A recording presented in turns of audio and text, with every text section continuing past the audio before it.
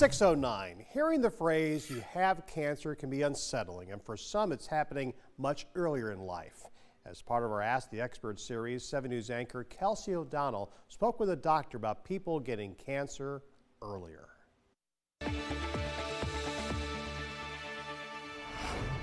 According to the American Cancer Society, there are more than 100 types of cancers, and doctors say the ages of those being diagnosed is changing. Anybody can get cancer.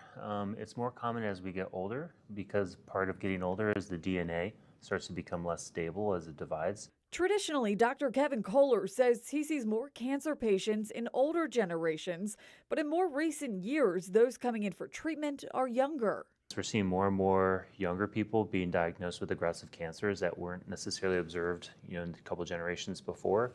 We're assuming that a lot of that has to do with our diets.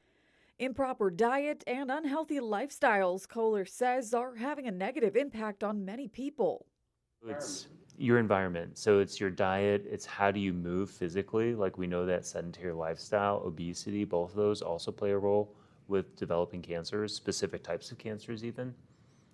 So it always comes back to the same simple advice of eat a healthy diet and move, and that's just difficult to execute in our modern lifestyles. But thanks to advancements in technology and improved screening methods, early detection is playing a key role in helping doctors identify and treat cancer earlier. In the last 15 years, 20 years, we've made a lot of progress in targeted therapies, so having therapies that are specific to a mutation that may be present in the cancer, and then also immunotherapies, which are non-chemotherapies.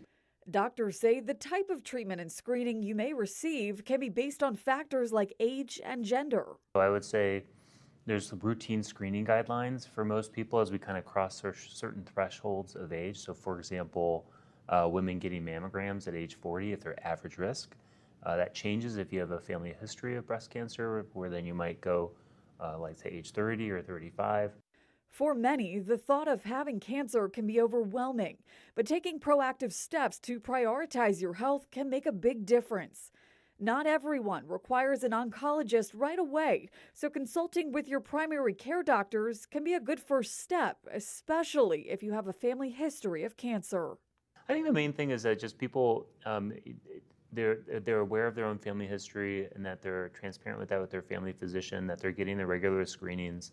Because again, there's only a handful of cancers that we can actually screen for, and that those screenings do save lives. That's why they're there for us.